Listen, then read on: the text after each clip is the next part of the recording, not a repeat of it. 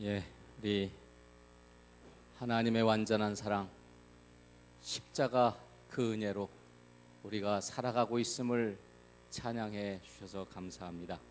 우리 어제도 저녁에 찬양을 들으면 모든 분들이 아멘하고 행복해 하는데요. 1시간 다 찬양 예배로 드리는 안식일 대예배가 있으면 참 좋겠습니다. 그런 예배들을 만들어서 우리 멘트를 목사님이 하시면서 혼연일체 하나 돼서 찬양만 들으면서 우리 하나님을 정말 마음을 다해서 찬양하고 함께 기뻐할 수 있으면 더 좋겠습니다. 귀한 찬양을 해주신 우리 모든 찬양대 여러분들께 감사를 드립니다. 오늘 제가 이 교회 교인인데 이 자리에 또 섰습니다. 여러분 저를 교인으로 그렇게 인정해 주시면 감사하겠습니다. 자주 나오진 못하지만 저녁 때 가끔 나오고 가끔 참석하고 있습니다. 우리 그리스도 안에서 우리가 하나요, 한 형제임을 기억하면서 하늘까지 같이 가시는 우리 모든 태교원교회 사랑하는 성도들 되시길 간절히 바랍니다. 오늘 이 시간에는 우리 어제 제가 말씀드린 대로 청지기에 대한 말씀을 좀 드리려고 합니다. 제가 이 청지기에 대한 이야기를 하려고 그러다 얼마 전에 SNS에서 참 재밌는 한 이야기를 봤습니다. 감동적인 이야기를 본 다음에 그걸 다음에 좀 체크해 놓고 제가 기록해야지 했는데 어디로 간지 찾을 수가 없었어요. 그래서 한참 찾았습니다. 내용은 이렇습니다. 오래전 한 신학대학교 교수가 아내와 함께 테네시주의 게트링버그에서 휴가를 보내고 있었습니다. 어느 날 아침 이 부부는 조용한 식사를 즐기기 위해서 자그마한 레스토랑을 찾았습니다. 그리고 식사를 주문했습니다. 그들은 음식이 나오기를 기다리고 있었는데 한 백발의 남자가 테이블마다 다니면서 손님들과 이야기하는 것이 눈에 띄었습니다. 이 교수는 자기 아내 쪽으로 몸을 기울이면서 조용히 속삭였습니다. 여보, 저 사람이 우리한테 오지 않았으면 좋겠어. 그런데 그 백발의 남자는 그들의 이야기를 들은 것처럼 바로 그들 테이블 쪽으로 가까이 다가왔습니다. 그리고는 질문합니다. 어디서 오셨습니까? 아주 차근하고 부드러운 목소리로 질문했습니다. 이 교수 부부는 대답했습니다. 오클라호마에서 왔습니다. 그 백발의 낯선 남자가 말합니다. 이곳 테네시에 잘 오셨습니다. 실례지만 직업이 무엇입니까? 저는 신학교에서 가르치는 교수입니다. 그러면 설교자들에게 설교법을 가르치시는 분이시군요. 제가 교수님을 위해서 멋진 이야기 하나를 해드리겠습니다. 그 말을 하고는 이 불청객 노 신사가 의자를 끌고 와서 그 자리에 동석을 하게 되었습니다. 교수는 속으로 고민하기 시작했습니다. 이 사람이 저질 예화를 얘기하는 건 아닐까? 그렇지 않으면 내가 다 알고 있는 식상한 이야기를 하는 것이 아닐까? 그런 염려를 하게 되었습니다. 그때 이 노신사는 바로 그 교수들에게 이야기를 시작합니다. 창문을 가리키면서 이야기합니다. 저 언덕 너머에 산자락이 보이십니까? 그 시선을 그리로 향했습니다. 이 노신사가 이야기를 시작합니다. 산자락 얼마 떨어지지 않은 곳에 가난한 미혼모에게서 사내 아이가 태어났습니다. 이 아이의 성장기는 매우 불행했습니다. 왜냐하면 가는 곳마다 사람들이 야, 꼬마야, 내 아버지가 누구냐? 이 질문을 늘 받고 살았습니다. 사람들은 그 사생아의 아버지의 정체가 누군지 궁금했고 떠도는 소문의 비밀을 풀고자 많은 사람이 노력했습니다. 그래서 그가 학교를 가든지 식료품 가게를 가든지 사람들이 모인 곳만 가면 그 아이에게 질문합니다. 야, 너네 아빠가 누구냐? 대부분의 질문은 야비함과 악의가 차 있는 질문이었습니다. 그래서 그는 그 질문을 참 싫어했고 사람들 만나는 것이 두려워졌습니다. 그는 학교 쉬는 시간에도 점심시간에도 친구들도 피하고 학생들을 피하는 그러한 외톨박이가 되어갔습니다. 그는 늘 사람을 피하기 시작했고 그 말을 듣기를 시작했었습니다. 싫어했었습니다. 그래서 이 소녀는 교회를 갈 때도 항상 늦게 가고 끝나기 전에 바로 도망 나오는 그러한 친구가 되었습니다. 그러던 그가 12살 때 새로운 목사님이 부임해서 새로운 목사님의 부임 설교를 듣는 날이 되었습니다. 그런데 그 부임한 목사님이 전에 목사님과 달리 마지막 축도를 너무 빨리 끝내버렸어요. 그래서 도망 나가지를 못하고 사람들과 휩싸여 나가게 되었습니다.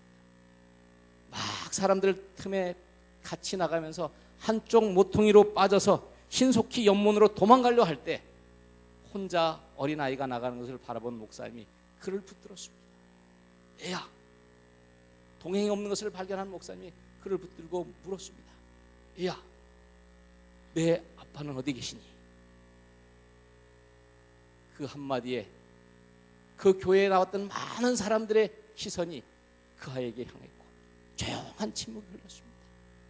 이 아이는 등골에 땀이 흘리기 시작했습니다. 어떻게 할지를 모르고 있었습니다. 많은 사람들은 이제야 그 의문을 풀겠구나 하고 기대하고 있었습니다. 그 이상한 분위기가 흘러가는 것을 발견한 다음 이 목사님은 그 아이를 향해서 이렇게 이야기했습니다. 야, 내가 가만히 보니 내가 누구 아들인지 알겠다. 내가 누구를 닮은지 알겠다. 그리고는 그 목사님이 그 아이의 어깨를 꽉 잡고 이렇게 얘기합니다. 그래, 내가 보니 너는 하나님의 아들이구나. 그리고는 그 어깨에 손을 얹고 이 목사님이 이렇게 얘기합니다. 아들아, 너는 위대한 유업을 받았으니 가서 그것을 내 것임을 주장하고 열심히 살아라. 그 말을 듣고 그 소년의 얼굴에는 지금까지 보지 못한 커다란 미소가 지나가게 되었습니다. 그는 그날 그가 들은 말로 인해서 교회 문을 나설 때 완전한 새로운 사람이 되었고 새로운 하나님의 자녀가 되어서 기쁨으로 그 교회를 떠나게 되었습니다. 그 다음부터 이 아이는 누가 내 아버지가 누구냐고 물을 때마다 이 아이는 자신 있게 대답했습니다. 저는 하나님의 아들입니다. 그리고는 그 노신사가 자리를 일어나면서 이렇게 이야기합니다. 정말 멋진 이야기지요? 그 이야기에 감동받은 교수가 정말 감동적인 이야기입니다 라고 인정했습니다.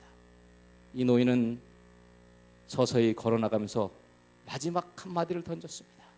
뒤돌아보면서 만일 그 신임 목사님이 저에게 제가 하나님의 자녀 중 한 사람이라고 말씀하지 않았더라면 아마도 저는 무용지물인 존재가 되었을 것입니다. 그리고는 총총히 걸어나갔습니다. 신학과 교수와 그 아내는 그 이야기가 그 노신사 자신에 관한 이야기임을 알고 충격을 받았습니다. 그리고 감동이 더 커졌습니다. 그래서 그 교수가 지나간 다음에 웨이트레스를 불렀습니다. 그리고 그에게 질문합니다. 방금 우리 테이블에 왔던 저 노신사를 아십니까? 누구십니까? 웨이트레스는 웃으면서 대답했습니다. 물론이죠. 이곳의 모든 사람이 그를 압니다. 저분은 전직 테네시 주지사인 벤 후퍼입니다. 그분 2번이나 우리 이 테네시 주의 주지사를 지낸 분이셨습니다. 제가 왜 이야기를 하는가 하면 오늘 이 자리에 앉아 계신 여러분들은 빈부 귀천을 막론하고 어떤 것을 가지고 있든지 어느 배경 속에 있든지 우리 모두는 동일하게 하나님의 자녀라고 하는 사실인 것입니다. 오늘 저는 이 시간에 제일 먼저 청지기 정신의 가장 중요한 정체성에 대한 이야기를 하고 싶습니다. 오늘 내가 가지고 있는 이 몸, 내 몸이라고 생각하는 이 몸, 비가 오면 우산 쓰고 추우면 움츠리고 조금만 아파도 약 사 먹고 병원을 다니면서 그렇게 아끼는 이 몸이 내 것인가 하나님의 것인가? 교회에서 묻기 때문에 목사가 묻기 때문에 하나님 것이 아니라 내 마음속 깊은 곳에서부터 나오는 진정한 대답이 내 자신이 하나님의 것이라고 대답할 수 있는가? 이 정의가 분명해져야 합니다. 이것이 내 것이면 내가 책임져야 되고 하나님 것이면 하나님이 책임져야 하는 것입니다. 우리는 누구에 속한 누구의 자녀인가 누구의 것인가가 분명해져야 합니다. 이렇게 중요한 이 몸, 세상에 둘도 없는 가장 귀한 몸, 내가 가장 사랑하는 이 몸이 내 것인가 하나님의 것인가? 여러분, 여러분의 몸이 누구의 것입니까? 하나님의 것이 맞습니까? 대답하시는 분은 그렇게 많지 않은 것 같습니다. 대답을 열심히 하시길 바랍니다. 안식일 되면 웃고 행복하셔야 됩니다. 그래서 대답도 열심히 하시고요. 그러면 우리가 더 합리적으로 한번 생각해 봅시다. 여러분 몸은 하나님 것이라고 하는데, 그럼 여러분이 애지중지하고 여러분 마음대로 하고 싶어하는 여러분의 자녀, 그게 내 새끼입니까? 하나님 자녀입니까? 근데 왜 여러분이 마음대로 하려고 그래요? 여러분, 그 자녀가 내 자녀이기도 하고 하나님의 자녀이기도 합니다. 나와 내 아내가 정자와 난자의 결합으로 인하여 한 생명체가 태어났기 때문에 우리 가정에 주신, 내 가정에 주신 하나님의 선물, 내 자녀인가 동시에 하나님의 자녀입니다. 그 자녀가 어떻게 하나님의 자녀인지 성경을 통해서 같이 좀 풀어보려고 합니다. 창세기 1장 1절에 보면 성경 처음에 태초에 하나님이 천지를 창조하셨다고 말씀하십니다. 오늘 우리가 성경 봉독에서 읽은 골로새 1장 16절에 보면 만물이 그에게서 창조되되 하늘과 땅에서 보이는 것들과 보이지 않는 것들과 혹은 보호자들이나 주관들이나 정사들이나 권세들이나 만물이 다 그로 말미암고 그를 위하여 창조되었다고 말씀합니다. 예수님께서 창조하셨다고 말씀합니다. 우리 1896년 서신 732 여기 보면 살아있는 유기체는 하나님의 소유이다. 그것은 창조와 구속으로 그분께 속한다 말씀하셨습니다. 우리가 예수님에 의하여 창조된 하나님의 자녀들이라고 말씀하고 있습니다. 이것을 성경 속에서 다시 찾아보려고 합니다.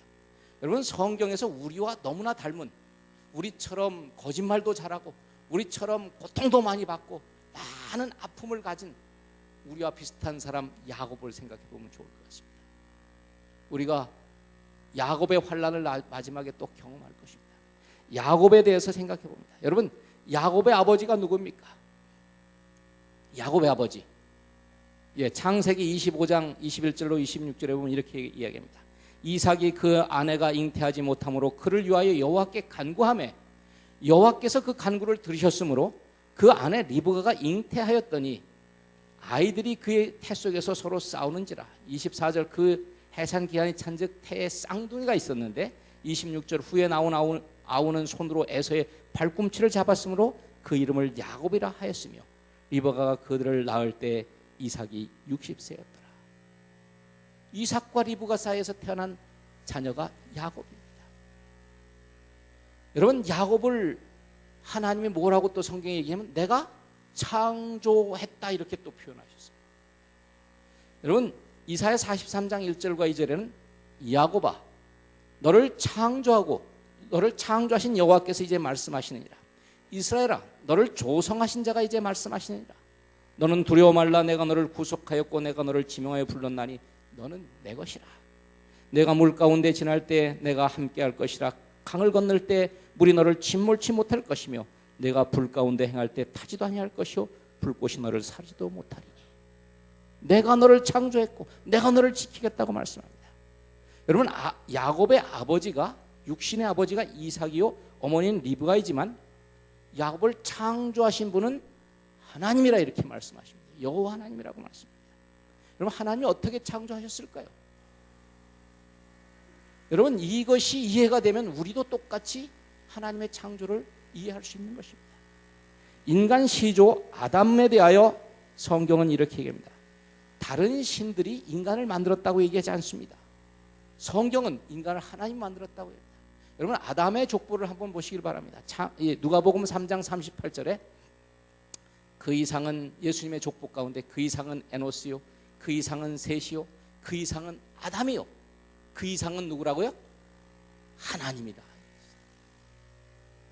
여러분, 여기 족보에 보면 아담의 조상으로 계속 아버지를 따라 올라가다 아담 이상은 하나님이라 이렇게 있어요. 그래서 아담은 하나님이 창조했다고 우리가 믿는데 야곱은 부모가 있는데 어떻게 하나님이 창조합니까?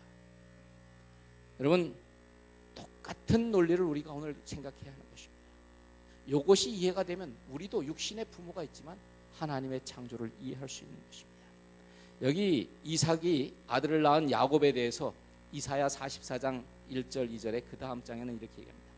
나의 종 야곱, 나의 택한 이스라엘아, 이제 들으라. 너를 지으며 너를 모태에서 조성하고 너를 도와줄 여호와가 말하노라. 나의 종 야곱, 나의 택한 여수로나 두려워 말라. 21절 야곱아 이스라엘아, 이 일을 기억하라. 너는 내 종이라. 내가 너를 지었으니 너는 내 종이니라. 이스라엘아, 너는 나의 이짐이 되지 아니하리라. 24절 내 구속자여, 모태에서 너를 조성한 나 여호와가 말하노라. 나는 만물을 지은 여호와라. 나와 함께한 자가 없이 홀로 하늘을 폈으며 땅을 베풀었고. 여기 하나님이 어머니 뱃속에서, 리브가의 뱃속에서 누가 창조했다고요? 하나님이 내가 조성한 하나님이라고 했어요. 옛날 우리 한국의 조상들이 참 지혜가 많아요. 그래서 자식을 달라고 할 때 누구한테 빌어요? 자식을 누구한테 빌어요? 삼신 할머니. 삼신이 누군지 아십니까? 성부와 성자 성령이에요. 그래서 삼신이에요. 새 하나님께 빌었어요. 여러분, 그건 제가 우스갯소리를 하는 얘기고요. 성부와 성자 성령 삼위 하나님이 우리의 창조주시에요. 우리 하나님이십니다. 나를 만드신 분이십니다. 어머니 뱃속에서 만드셨다고 얘기해요. 제가 이것을 과학적으로 조금 더 다시 한번 들어가 봅니다. 여러분 잘 아는 대로 자식이, 손자가 할아버지가 오면 쫄래쫄래 따라가요. 다른 사람한테는 잘 안 가다가. 그럼 뭐라고 그러면 부모들이, 한국 사람들이 피는 물보다 진해. 그래서 핏줄이 땡긴다고 저렇게 따라간다고 그렇게 얘기를 해요. 핏줄의식이 강합니다. 여러분 제가 오늘 피에 대해서 좀 한번 생각해 보려고 생각합니다. 부부가 결혼해서 정자와 난자가 결합해서 아이가 생깁니다. 여자가 제일 행복한 때가 애가 졌을 때라고 그러지 않습니까? 좀 불편한 시어머니도 그땐 잘해준다고 그래요. 좋은 거 먹으라고 그러고, 잘해주고, 예쁜 거 보라고 그러고. 행복한 시기입니다. 여러분 그런데 그 잘 먹으라고 그러고 더 잘해주는 이유가 뭐냐면 먹은 대로 다 누구한테 가요? 애한테 다 가요. 그래서 배로 먹으라고 그러고 잘해줍니다. 근데 모든 것 다 아이가 공급을 받습니다. 근데 엄마로부터 피도 공급받아야 안 받아요? 피가 같이 돌아야 안 돌아요? 그래서 내 핏줄 내 새끼라고 그러는 것 같아요. 근데 한번 생각해 봅시다. A형과 B형 아빠 엄마가 결혼했어요. 어떤 형이 나올 수 있을까요? A형, B형 뭐 다 나올 수 있어요. 그런데 제 경험을 얘기합니다. 저희 어머님이 O형이고 제가 A형입니다. 그런 일이 생기면 안 되는데 저희 어머님 돌아가셨으니까 제가 얘기를 해요. 저희 어머님 만약에 사고를 당했다고 합시다. 그래서 병원에 갔어요. 수혈을 해줘야 돼요. 제가 수혈할 수 있어요, 없어요? 아까 피 돌았다면서. 같이 돌았는데 왜 못해요? A형이 O형한테 피를 줄 수 없어요. 여러분 탯줄을 통해서 영양과 모든 것은 공급되지만 그 아이에게 엄마가 피 한 방울도 준 적이 없어요. 피가 같이 돌았다면 이 세상의 모든 자녀는 하와의 피를 다 물려받았어야 돼요. 여러분은 자녀에게 피 한 방울도 준 적이 없어요. 성경의 레위기 17장 11절과 14절에 육체의 생명은 피에 있음이라 이렇게 이야기합니다.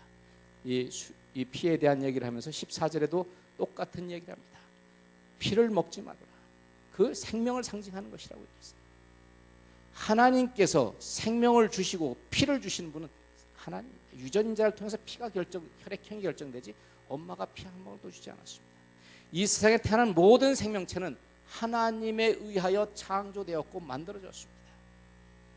어떤 생명체도, 어떤 자녀도, 사생아도 누가 주시지 않으면 안 돼요? 하나님의 생명을 주시지 않으면 태어날 수 없는 것입니다. 자녀를 낳고 싶다고 다 낳는 게 아닙니다. 이 세상에 태어난 모든 존재들은 하나님에 의하여 창조된 하나님의 자녀인 것입니다. 우리 기본교리 28, 76페이지에 보면 하나님의 창조 사업은 계속되고 있다고 표현하고 있습니다. 여기 창조 사업은 천지와 만물이 다 이루니라 진술로 끝을 맺고 있는가 하는 질문하면서 하나님의 창조의 사역은 여전히 지금도 계속되고 있다고 우리 기본교리에 표현하고 있습니다. 여러분, 이 세상에 태어난 모든 자녀가 하나님의 자녀예요. 그래서 여러분 신분증 자기 아이디를 쓸 때 뭐라고 쓰냐면 저희 할아버지 아이디를 쓸 때 1895년 이렇게 쓰셨어요. 저희 할아버지가. 근데 저희 아버지가 신분증 쓸 때는 1933년 이렇게 쓰셨어요. 여러분들도 다 자기 신분증을 쓸 때, 자기 생년월일을 쓸 때 그 기원이 어디로부터 와요? 예수님을 기점으로 해서 오고 있어요. 저희 할아버지가 하나님께 기도드릴 때 하늘에 계신 하나님 아버지 그러더라고요. 근데 저희 아버지가 목사였어요. 목사들이 좀 건방진지 모르겠어요. 아버지가 하나님을 아버지라 부르는데 아들이 하나님을 부를 때 뭐라고 불러야 돼요? 할아버지라 불러야 돼요. 근데 목사가 돼서 아버지라 부르더라고요. 저도 목사가 돼서 그런지 하나님을 아버지라 불러요. 왜 그럴까요? 하나님에게는 손자가 없어요. 왜요? 다 하나님이 창조하셨기 때문에 그렇습니다. 이 세상에 태어난 모든 사람은 피부가 희든 검든 세상에 태어난 모든 사람은 하나님의 자녀입니다. 우리는 그리스도 안의 형제입니다. 우리는 하나님의 자녀들이요 하나님의 일들을 감당하는 사람들입니다. 제가 시간을 좀 보면서 해야 되겠습니다. 두 번째, 우리는 구속함으로 하나님의 자녀가 되었어요.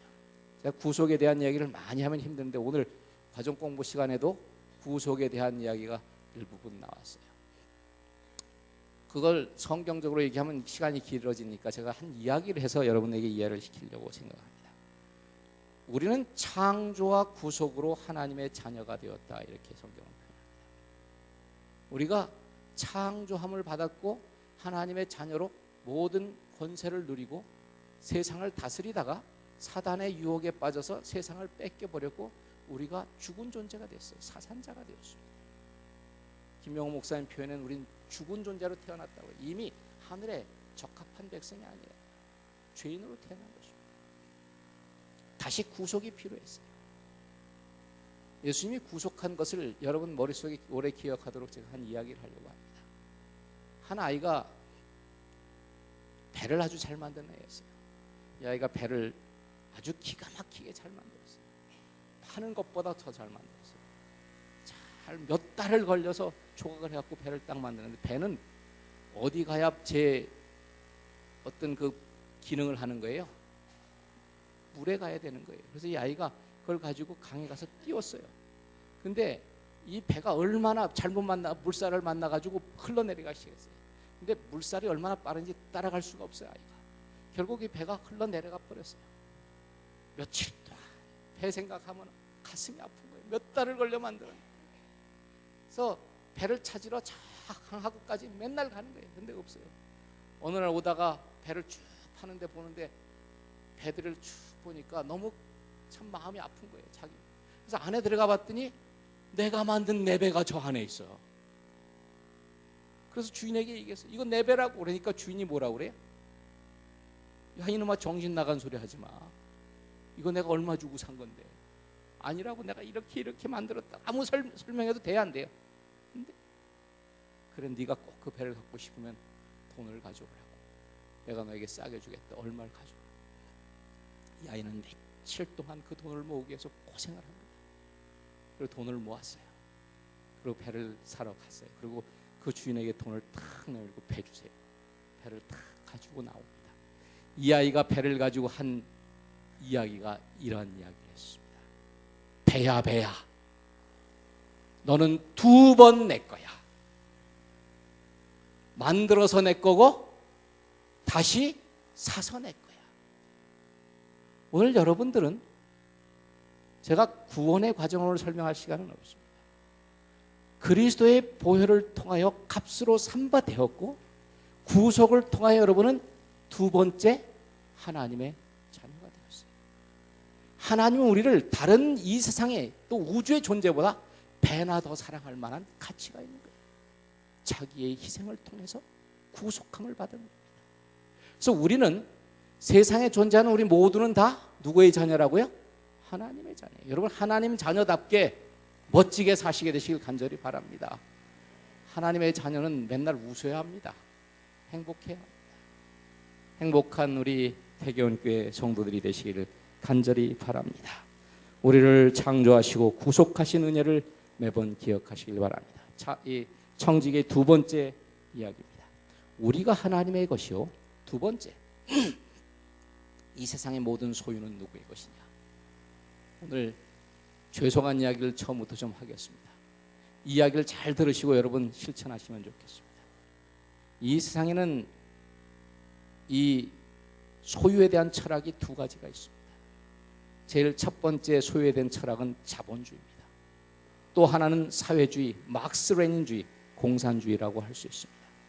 여러분, 자본주의는 세상의 모든 부는 노동이나 지식을 동원하여 그것을 모은 사람의 것이라고 이야기합니다. 어떤 것을 소유하거나 벌어들였으면, 내가 벌었으면, 자신의 힘과 노력, 수고를 통해서 벌었으면 그것은 내 것이라고 이야기합니다. 그래서 사람들은 그것에 자기의 이름을 붙입니다. 옛날 사람들이 집을 사놓고 그 앞에 문패 붙일 때 얼마나 행복해 하셨습니까? 얼마나 기분 좋았습니까? 여러분, 자기 집이 생기거나 자기 소유가 생길 때 얼마나 기뻐하는지 모릅니다. 내가 사고 내 것이라고 얘기합니다. 지갑에 들어온 이 돈은 내 것이라고 얘기합니다. 그것이 자본주의 사회예요. 우리는 그것에 익숙합니다. 그러나 저 러시아나 북한은 그것에 동의하지 않습니다. 그들은 무엇이라고 얘기하냐면, 그들은 이 세상의 모든 것은 사회 같은 구성원들이 누려야 할 것이라고 얘기해요. 그래서 개인이 가질 것이 아니라고 얘기해요. 그래서 그걸 누군가 관리해야 되기 때문에 국가의 소유라고 이야기합니다. 제가 한 이야기를 더 할게요. 저 파리에 개들이 모였습니다. 의인화를 좀 시킨 이야기인데요. 개들이 모여서 자기 나라 자랑을 하기 시작했어요. 제일 첫 번째, 유럽에서 온 개들이 쭉 설명합니다. 자기 나라 좋고 아름답다. 근데 한참 얘기가 부르기인데 러시아에서 온 개가 얘기를 합니다. 야, 우리나라는 어떤 줄 알아? 우리나라는 애가 태어나면 그때부터 죽을 때까지 먹을 거 다 내줘. 그 다음에 집도 공짜, 병원도 공짜. 그러니까 이 유럽에서 자본주의 사회에서 살던 개들이 입을 쭉 벌리고 쳐다봐요. 너무너무 좋은 거예요. 그래서 그 개한테 물어봤어요. 야, 근데 너 여기 왜 왔어? 그랬더니 이 개가 얘기를, 마음대로 짓고 싶어서 왔어. 자유가 없어서 도망왔다는 겁니다. 여러분, 우리가 이 개념 속에서 공산주의가 가진 개념이 있습니다. 그것은 집단체제, 사회주의, 국가의 재산입니다. 이 세상에는 이 두 가지 개념이 존재합니다. 그런데 이 두 가지 개념 둘 다 세상의 모든 인류의 문제를 해결하지 못합니다. 자본주의에서 태어난 사람들은 자기가 가지고 자기의 것을 마음대로 사용할 수 있다고 생각합니다. 학교와 가정과 일터에서 그렇게 배웠고 그것이 자본주의 철학이기 때문에 그렇습니다. 내 주머니 안에 있는 모든 것들은 내 마음대로 할 것이고 내 것이라고 이야기하는 것입니다. 그러나 러시아와 북한은 절대 그것을 수용하지 않습니다. 국가의 것이라고 분명히 얘기하고 있습니다. 그런데 성경은 무엇이라고 얘기하는가? 자본주의와 막스 레닌주의가 다 틀렸다고 이야기하고 있습니다. 성경은 우리에게 분명히 얘기합니다. 간단 명료하게 얘기합니다. 창세기 1장 1절에 우리가 이미 읽은 대로 태초에 하나님이 천지를 창조하셨다고 말씀했습니다. 하나님이 아무것도 없는 혼돈의 상태에서 세상을 만들어내셨습니다. 모든 것은 하나님이 창조했고 하나님의 것이라고 선포하셨습니다. 개인의 소유가 될 수 있는 것은 아무것도 없다고 이야기하셨습니다. 국가의 소유도 될 수 없다고 말씀하셨습니다. 첫째, 하나님이 그 이야기를 할 수 있는 이유는 하나님이 한 번도 인간에게 그것을 파신 적이 없습니다. 하나님이 돈을 받고 그 권리를 양도한 적이 없다고 하는 사실입니다. 어느 누구에게 그것을 주신 적이 없습니다. 땅의 실제적인 주인은 하나님이십니다. 물론 여러분이 여러분의 이름으로 등기가 되어 있을 것입니다. 한번 등기를 따라 올라가 볼까요? 내가 A라고 하는 사람에게서 땅을 샀어요. 집을 샀어요.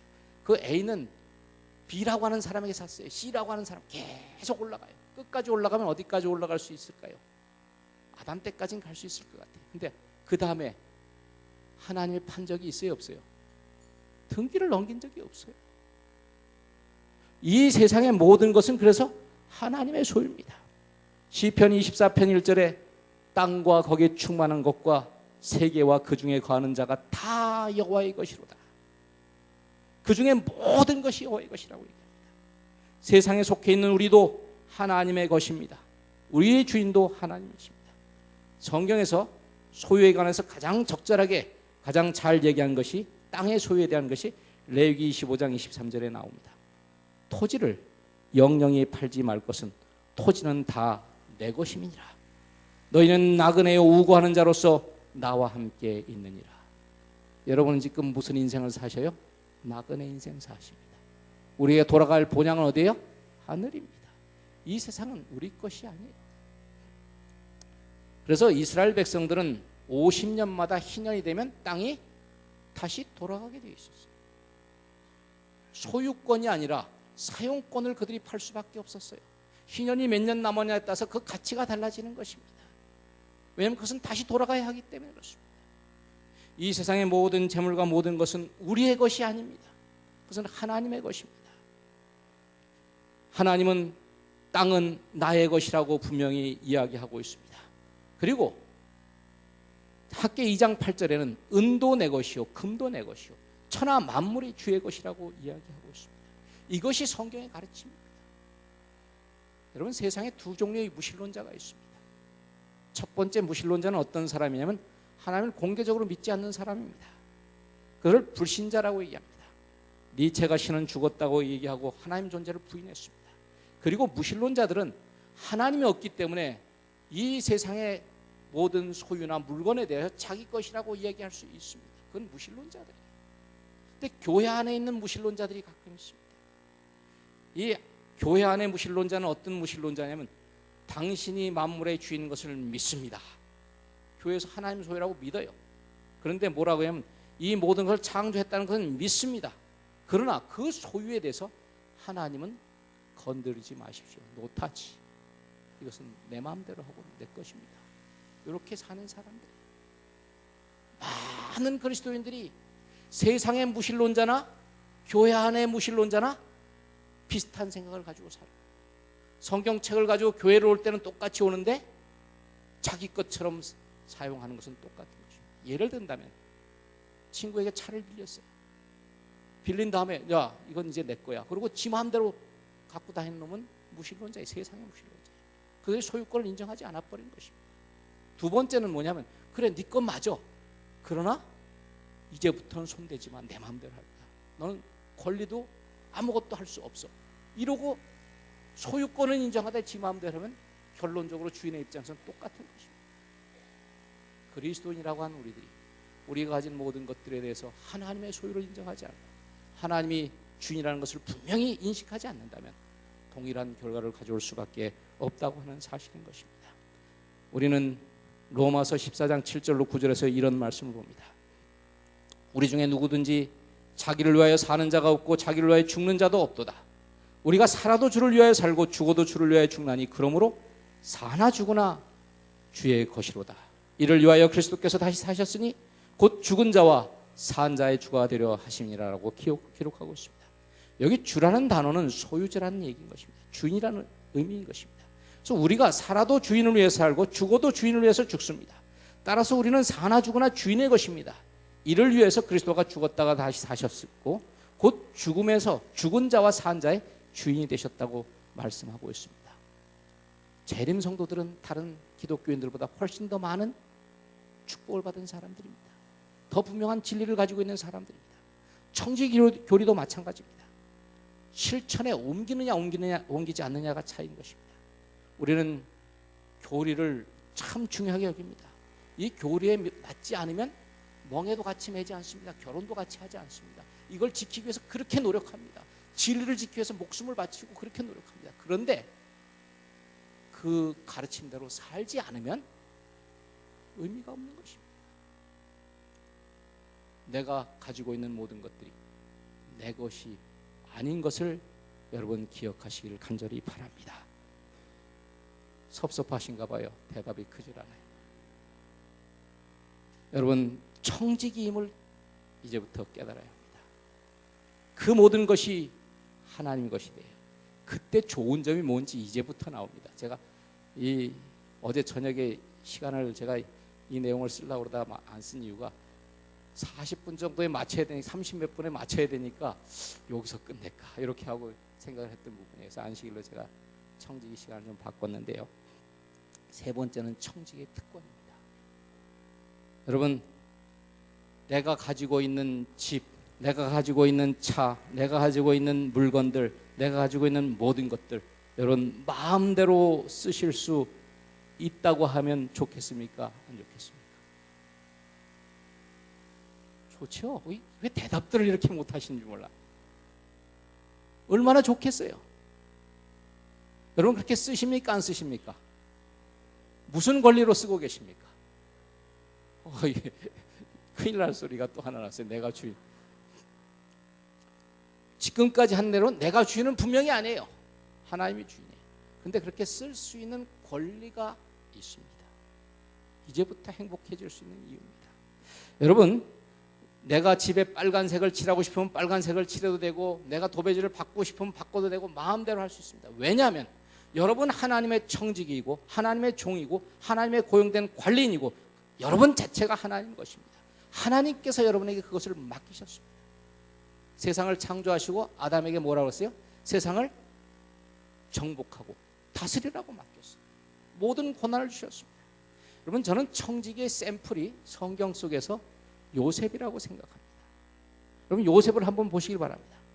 창세기 39장 1절로 6절에 보면 요셉이 이끌려 애굽에 내려가서 바로의 신하 시위대장 애굽 사람 보디발이 그를 그리로 데려간 이스마엘 사람의 손에서 그를 산이라.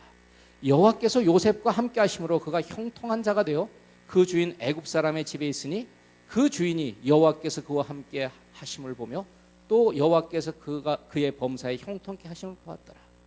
요셉이 그 주인에게 은혜를 입어 섬김에 그가 요셉에게 가정 총무를 삼고 자기 소유를 다 그 손에 위임하니 그가 요셉에게 자기 집과 그 모든 소유물을 주관하게 한 때로부터 여호와께서 요셉을 위하여 그 애굽 사람의 집에 복을 내심으로 여호와의 복이 그 집과 그 밭에 있는 모든 소유에 미친지라. 주인이 그 소유를 다 요셉의 손에 위임하고 자기 식료 외에는 간섭하지 아니하였더라. 요셉은 용모가 준수하고 아담하였더라. 요셉은 고관 보디발의 집에 팔려갔습니다. 그는 그곳에 마치 귀족처럼 살았습니다. 부유한 집의 아들처럼 살았습니다. 보디발이 요셉에게 이렇게 얘기합니다. 너 참 멋있다. 너 참 잘한다. 모든 것을 내 손에 맡긴다. 이 집의 모든 것은 내 마음대로 해도 된다. 단 뭐만 빼놓고요? 내 아내만 빼놓고. 그래서 요셉이 물건을 누구 마음대로 사요? 지 마음대로 사요. 전화를 해가지고 뭐 가져와 그러면 가져와야 안 가져와요? 가져와. 그럼 가져와. 요즘 전화만 하면 다 통해요. 택배 다 시켜요. 결제 누가 해요? 자기가 다 해요. 누가 주인 같아요? 자기가 주인처럼 사는 거예요. 마음대로 다 합니다. 여러분, 요셉이 이렇게만 산 것이 아니에요. 보디발의 집에 있다가 과정을 조금 넘어가서 이제는 어디로 가요? 애굽의 총리가 돼요. 여러분, 애굽의 총리가 됐을 때 창세기 44장, 시간 때문에 제가 더 내용을 하진 않겠습니다. 44장 38절로 44절에 바로가 그 신하에게 이르되 이와 같은 하나님의 신에 감동한 사람을 우리가 어찌 얻을 수 있으리요 하고 요셉에게 이르되 하나님이 모든 것을 내게 보이셨으니 너와 같이 명철하고 지혜 있는 자가 없도다. 너는 내 집을 치리하라. 내 백성이 다 내 명에 복종하리니 나는 너보다 높음이 보좌뿐이니라. 바로가 또 요셉에게 이르되 내가 너로 애굽 온 땅을 총리하게 하노라 하고 자기의 인장 반지를 빼어 요셉의 손에 끼우고 그에게 세마포 옷을 입히고 금사슬을 목에 걸고 자기에게 있는 버금수레에 그를 태우매 무리가 그 앞에서 소리 지르기를 엎드리라 하더라. 바로가 그로 애굽 전국을 총리하게 하였더라. 바로가 요셉에게 이르되 나는 바로라. 애굽의 온 땅에서 내 허락이 없이는 수족을 놀릴 자가 없음이라 하고, 바로가 자기는 보좌 위에 높은 것밖에 차이가 없어요. 이제는 내 허락 없이는 이 백성이 수족을 놀릴 자가 있어요, 없어요? 없어요. 네 마음대로 해. 이게 바로 청직입니다. 하나님이 그 모든 권세를 하나님의 청직에게 주셨습니다. 인장과 반지와 모든 것을 바로가 맡겼듯이 하나님께서 우리에게 하나님의 재산을 관리하고 그것을 운용하도록 맡기셨습니다.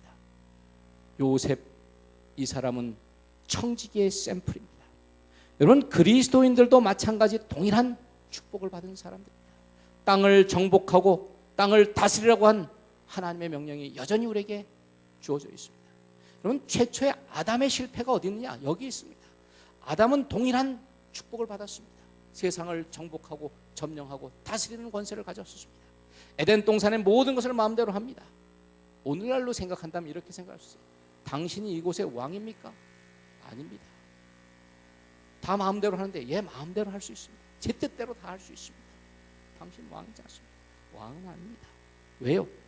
이 모든 것의 주인은 하나님이십니다. 나도 그분의 것입니다. 이렇게 대답했어야 돼요. 근데 사단이 와서 선악과를 따먹으라고 했어요. 보디발에게 있어서 아내를 제외한 것처럼 바로에게 있어 그 위에 보좌가 그의 것인 것처럼 이것만은 하나님이 주인이라는 것을 인정하도록 만든 표였습니다. 근데 사단이 뭐라고 해? 너도 하나님처럼 될 수 있다고 하는 그 말에 자기가 하나님이 되겠다고 생각해서 청지의 직분을 버리고 소유하려고 했던 것이었습니다. 여러분, 증언보감 3권 36페이지에 이렇게 얘기합니다. 주님은 에덴의 모든 나무들을 창조하시되 보기에 좋았고 보기에 즐겁고 먹기에 좋도록 하셨으며 아담과 하와에게 그 모든 풍성한 것들을 자유로이 즐기라고 하셨다. 그러나 한 가지 예외를 두셨다. 선악과는 먹지 말라고 하셨던 것이다. 이 나무는 하나님이 만물의 소유주이심을 끊임없이 상기시켜 주는 것으로 유보하셨던 것이다. 오늘 우리가 11조에 대한 것, 제가 청지기의 어떤 다른 세미나를 한다면은 이제는 정직에 대한 것, 돈과 관련된 모든 것, 정직에 대한 것, 감사한 은혜에 대해서 감사하는 기쁨으로 감사를 느낄 수 있는 청지, 그런 일꾼을 여러분 뽑기로 하지 않습니까? 그런 것에 더 말씀드릴 수 있겠습니다만 오늘 저는 이 이야기를 마지막 마치면서 우리는 하나님의 관리자이고 하나님께서 우리에게 하나님의 소유를 인정하도록 모든 것을 다 마음대로 하시라고 하면서 10분의 1에 대한 것은 하나님께 돌리는 정신을 가져라. 하나님이 끝없이 다 주셔요. 은도 금도 모든 것 하나님의 것입니다. 그리고 그것을 돌리라고 얘기하십니다. 이것이 하나님의 소유권을 인정하는 표라고 얘기합니다. 제가 11조에 가는 것이나 청지기 세미나는 또 홍 목사님하고 다른 분들이 많이 하시기 때문에 제가 그 내용은 오늘 다루지 않겠습니다. 이제 말씀을 줄이려고 생각합니다.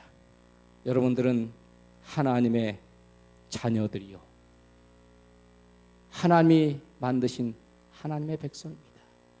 저희 아들이 가끔 차를 쓰려고 하면 아빠 차 좀 쓸게 그래요. 그게 제 거 아니라 아빠 거라는 걸 인정하는 표입니다. 우리가 세상의 모든 것이 하나님의 것이에요. 우리가 하나님의 것을 마음대로 쓰고 삽니다. 왜냐하면 우리는 하나님의 자녀요, 청지기로 태어났기 때문에 그렇습니다. 여러분의 직분은 하나님의 청지기입니다. 여러분이 가지고 있는 모든 재산, 모든 것이 내 것이 아니라 하나님의 것입니다. 그러나 우리는 하나님의 청지기 직분을 맡기면서 모든 것을 관리하고 다스리라고 한 그 큰 축복과 은혜, 특권을 가진 사람들인 것입니다. 여러분, 온전한 하나님의 청지기로서의 특권을 누리시면서 하나님의 백성으로 사시다가 신실한 청지기들에게 주시는 영원한 상급, 하늘의 복을 주실 때 그 자리에 다 함께 기쁨으로 참여하는 하나님의 자녀요, 하나님의 거룩한 청지기 되시길 간절히 바라면서 말씀을 줄이도록 하겠습니다.